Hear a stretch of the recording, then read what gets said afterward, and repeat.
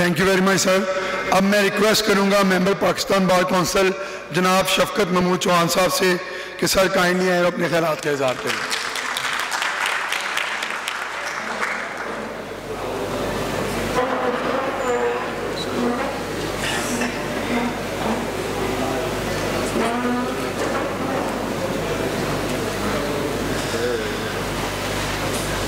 بسم اللہ الرحمن الرحیم. جناب محترم حامد خان صاحب، مقصود بھٹر صاح، صلاح الدین خان صاحب، صلاح الدین صاحب اور باقی members bar council, Pakistan bar council, member Punjab bar council, member K P K bar council, member Balochistan bar council, members Sindh bar councils اور تمام مختلف جگہوں سے آئے ہوئے جو صدور اور ہمارے آفس بیررز ہیں، سب کو السلام علیکم. آپ سب کا بہت شکریہ، آپ تشریف لائے، وقت نکالا. آج کے حوالے سے میں 2-3 باتیں عرض کروں گا.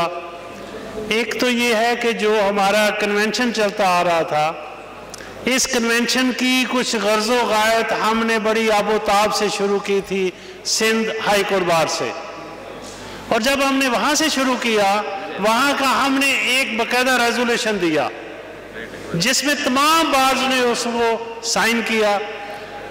اشتیاق خان نے جو کہا وہ بات درست ہے کہ پاکستان بار کونسل نے ان کنونشنز کو سپورٹ کیا اور اپنا ایک ایجنڈا دیا. مجھے سمجھ نہیں آتی کہ ہم کی ہوئی اپنی بات سے کیسے ہٹ جاتے ہیں. ہم ایک بات کہہ کے وکلا کے لیے، وکلا کے سامنے رول آف لا کی بات کہہ کے ہم اس سے کیسے واپس آ جاتے ہیں.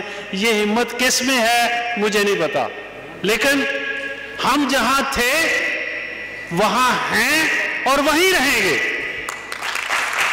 یہ ہو نہیں سکتا کہ کسی کا کوئی ذاتی ایجنڈا ہو. یہ ہو نہیں سکتا کوئی ذاتی طور پہ اپنی پسند ناپسند کے لیے کہیں اور چلا جائے.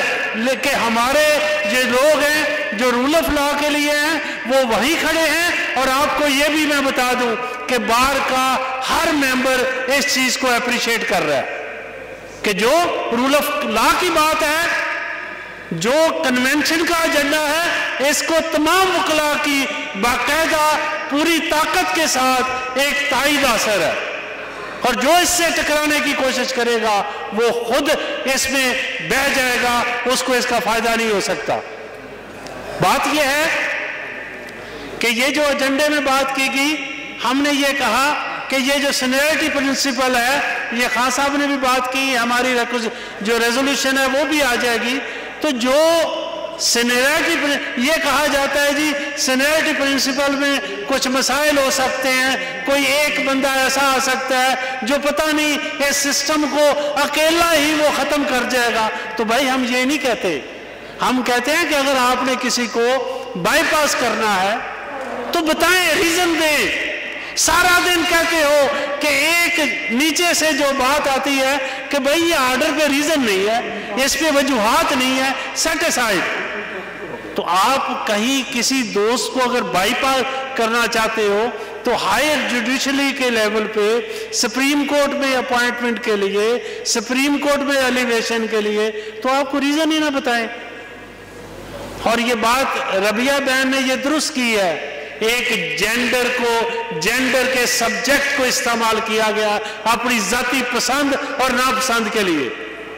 ہم کسی فیمیل جج کے خلاف نہیں ہیں، ہم کسی فیمیل جج کے متعلق یہ بات نہیں کرتے، لیکن اب یہ بددیانتی کی ایک حد ہے کہ آپ جینڈر کو استعمال کر رہے ہو. یہ نہیں ہونا چاہیے تھا. یہ بات کسی قرینِ انصاف میں نہیں آتی.